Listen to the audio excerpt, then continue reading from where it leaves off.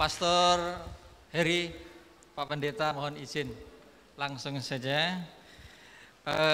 Anak-anak, kalau Bapak sampaikan sekolah cinta kasih, jawabnya siap.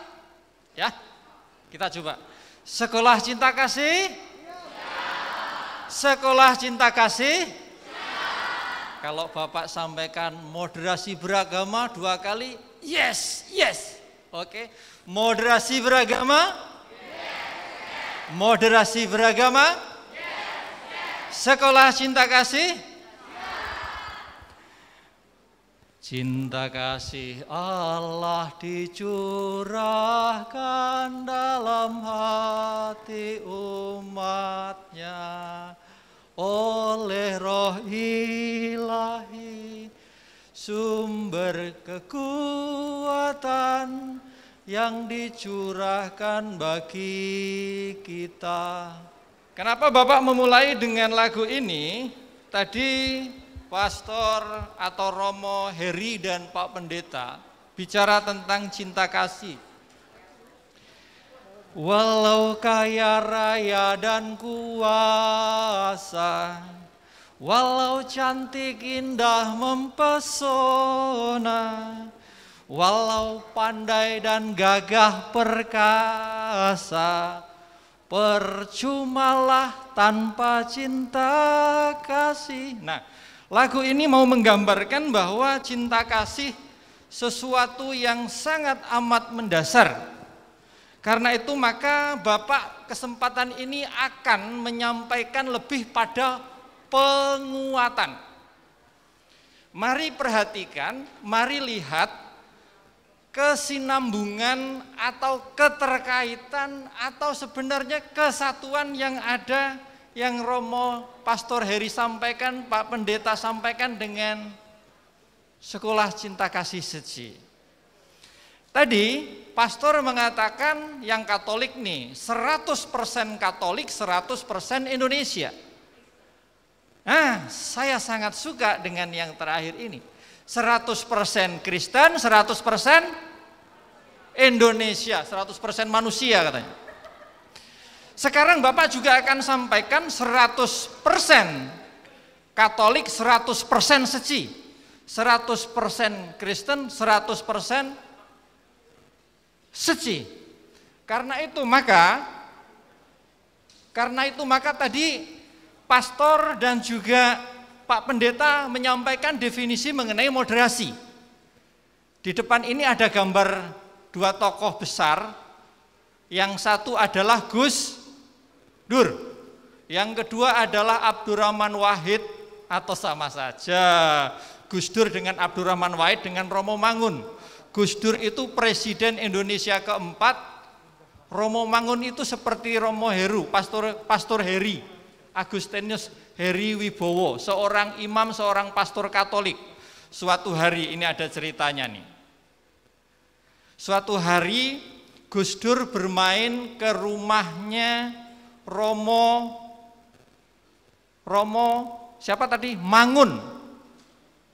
Lalu sudah menjelang siang, Gus Dur itu mau sholat dan tanya kepada Romo Mangun, Romo Mangun, saya mau sholat, pinjem tempat dong, gitu loh. Lalu Romo Mangun mengatakan sambil menunjuk satu tempat, yaitu Serambi. Gus Dur silahkan sholat di Serambi, tapi itu tikar bersihkan dulu karena tadi anjing tidur di situ. Dan Gus Dur membersihkan tikar itu lalu sholat di situ. Luar biasa. Itu adalah contoh moderasi anak-anak. Contoh moderasi persahabatan yang sangat kuat. Nah, ini enggak akan saya sampaikan, tadi disampaikan oleh Pastor Heri. Pengertian moderasi. Lalu moderasi itu hal yang sangat mendesak. Moderasi itu hal yang sangat penting. Di sini Bapak tampilkan satu sertifikat, Certificate of Completion diberikan kepada Purwanto. Wah, saya mau pamer sedikit.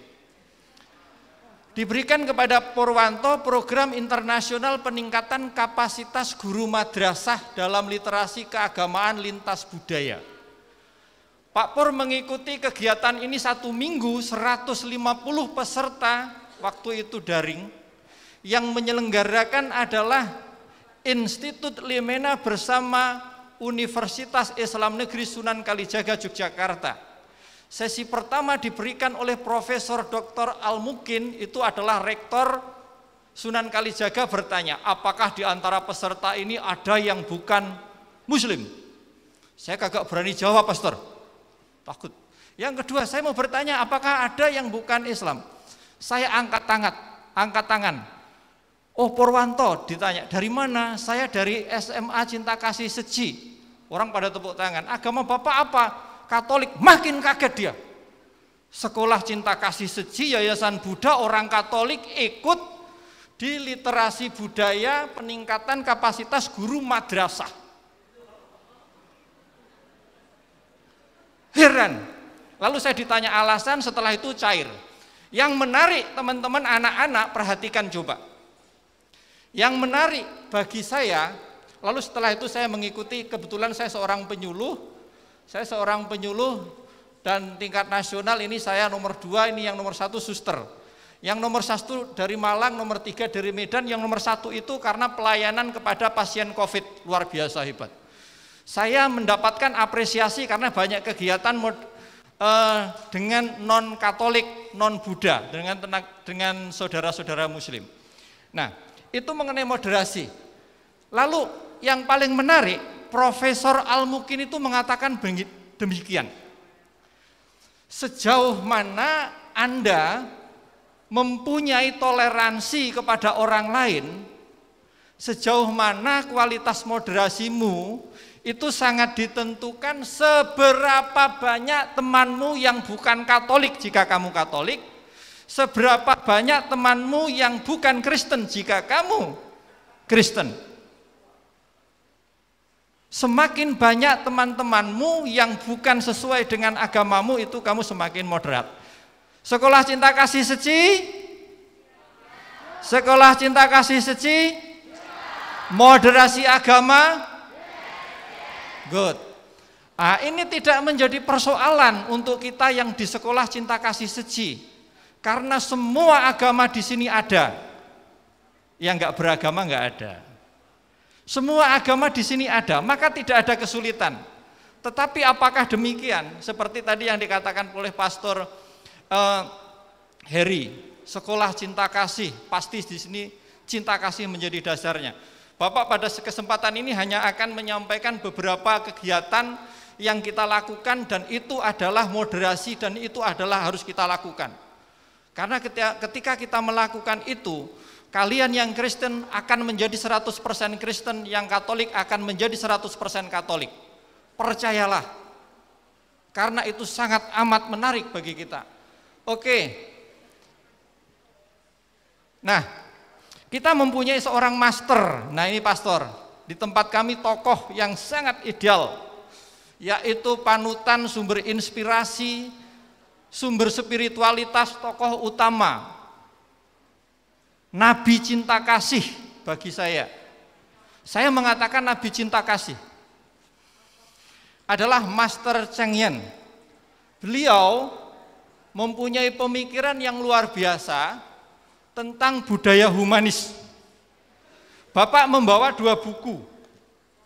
Yang pertama adalah Pedoman Guru Humanis, yang kedua adalah Sebersit Inspirasi.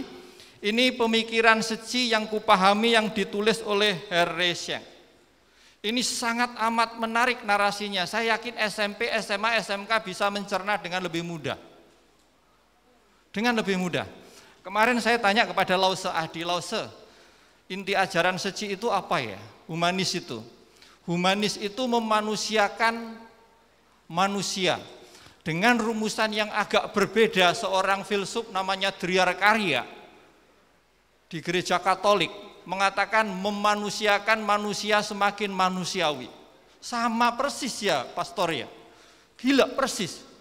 Karena itu maka namanya pendidikan budaya humanis itu berlatih menjadi manusia yang semakin manusiawi.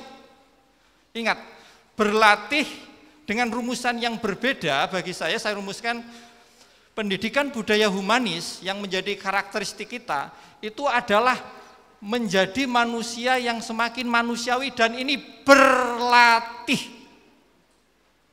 Berlatih, latihan, dan latihan.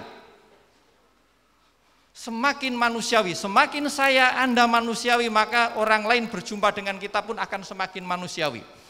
Dan ada 3 kata kunci: bersyukur, menghormati, dan cinta kasih.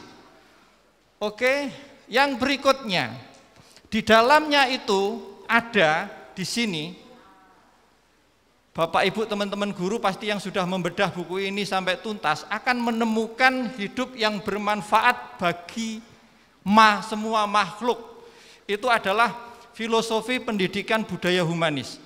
Dan karena itu kenapa kita juga mencintai lingkungan. Kenapa kita mendaur ulang lingkungan, milah-milah sampah. Karena ini bermanfaat untuk semua makhluk, anak-anak sekalian. Dan inilah dasar menjadi manusia adalah berbakti menurut Master. Dasar menjadi manusia itu kita berbakti. Berbakti kepada siapa? Kepada orang tua, kepada guru, kepada alam, kepada makhluk, menghormati.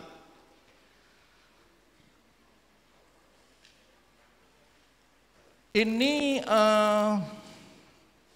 halaman 11, persis bicara budaya humanis. Master mengatakan begini: manusia dan segala sesuatu di alam semesta ini merupakan satu kesatuan kehidupan yang saling erat dan harus sungguh-sungguh dihargai. Inilah budaya humanis, sebuah harta yang terpendam bagi kita untuk terus kita gali, untuk kita latih. Manusia dan segala sesuatu di alam semesta ini merupakan suatu kesatuan kehidupan yang saling erat dan harus sungguh-sungguh dihargai. Maka ketika satu meniadakan yang lain, tidak menghormati yang lain, itu Anda, saya, atau kita jelas memutus kesatuan itu. Karena itu tadi pastor mengatakan kata kunci yang pertama apa tadi? Apa tadi? Kemanusiaan, dan inilah humanis. Kata kunci yang tadi pastor singgung, kemanusiaan, di dalam tradisi namanya humanis, pendidikan humanis. Itu sangat universal. Nah, ini Bapak akan menampilkan beberapa contoh perilaku, dan ini menjadi pelatihan ya anak-anak ya. Beberapa contoh perilaku pelatihan budaya humanis di sekolah. Saya minta maaf, foto-foto yang saya tampilkan ini yang saya punya SMA, tapi ini adalah sekolah kita.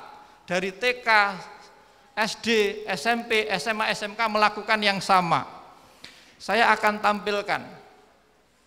Dan ini juga cara menghidupi moderasi beragama. Jadi yang kita lakukan ini sudah menghidupi cara beragama. Yang pertama, setiap siswa mendapatkan pendidikan agama sesuai dengan agamanya masing-masing. Wow. Disediakan gurunya. Wow. Kurikulumnya disediakan. Tidak ada larangan. Katolik nggak boleh di sini belajar Katolik. Kristen nggak ada larangan, nggak boleh.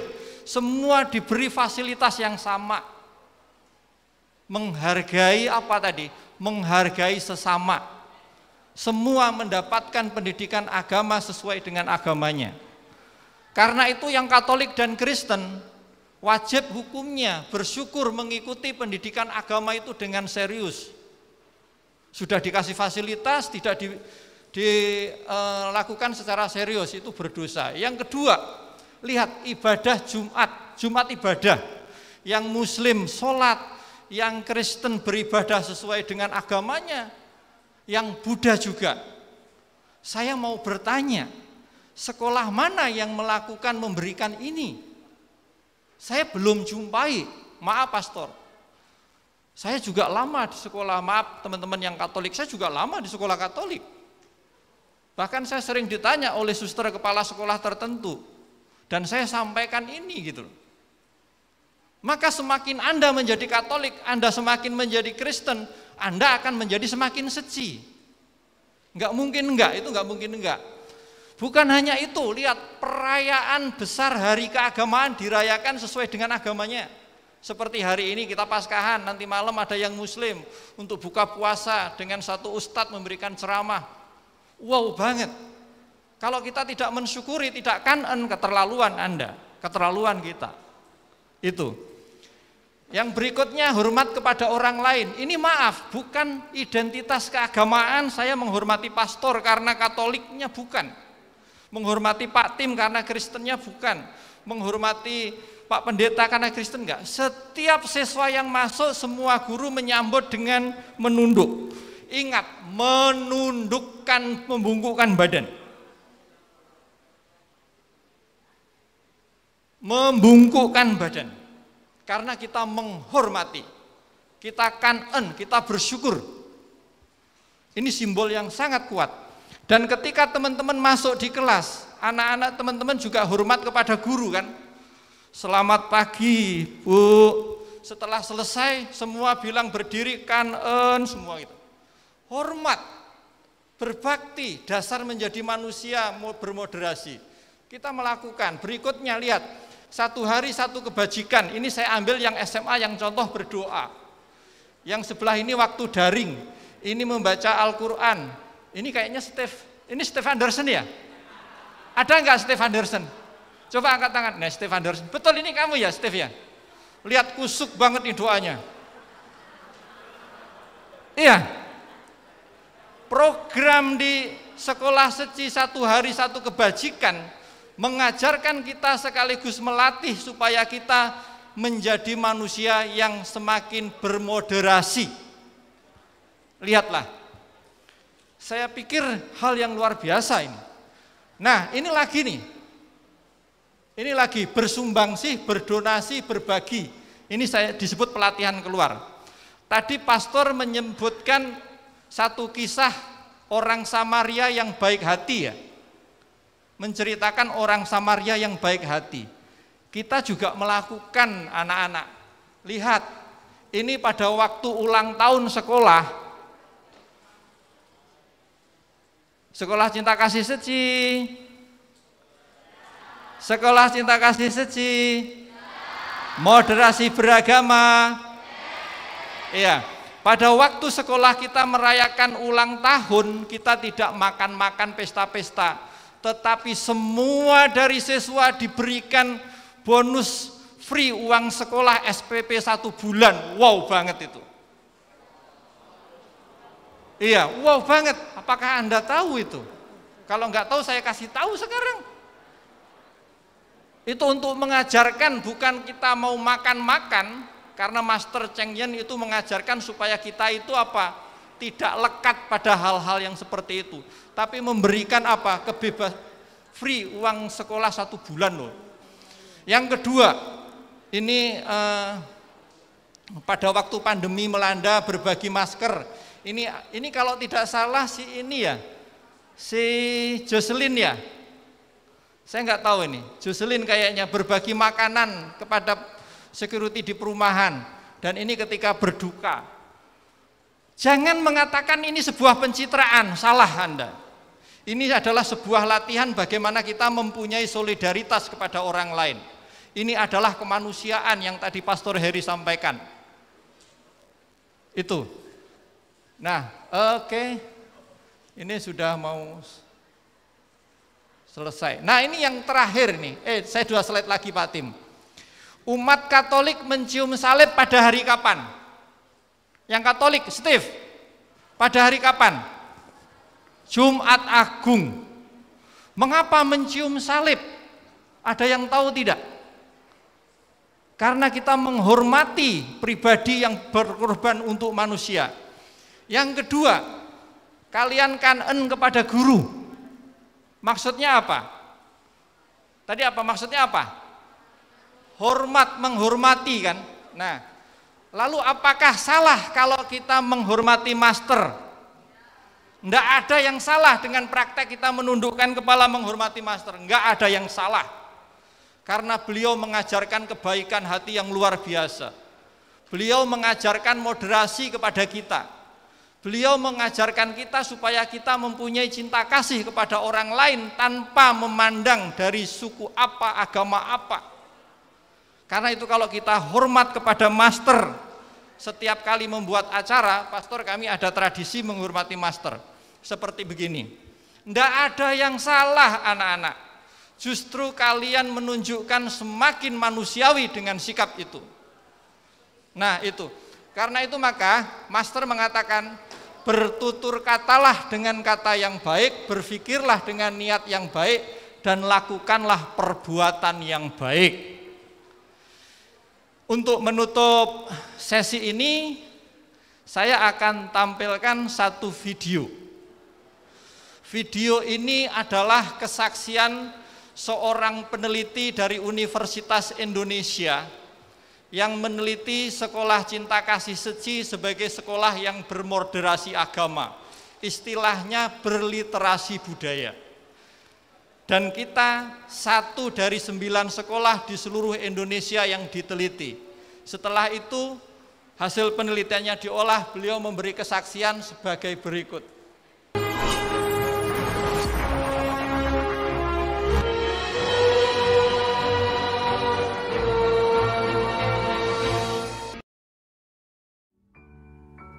Salam sejahtera. Saya Aditya Setiadi, salah satu penggerak Research Cluster Pendidikan dan Transformasi Sosial Departemen Sosiologi Universitas Indonesia.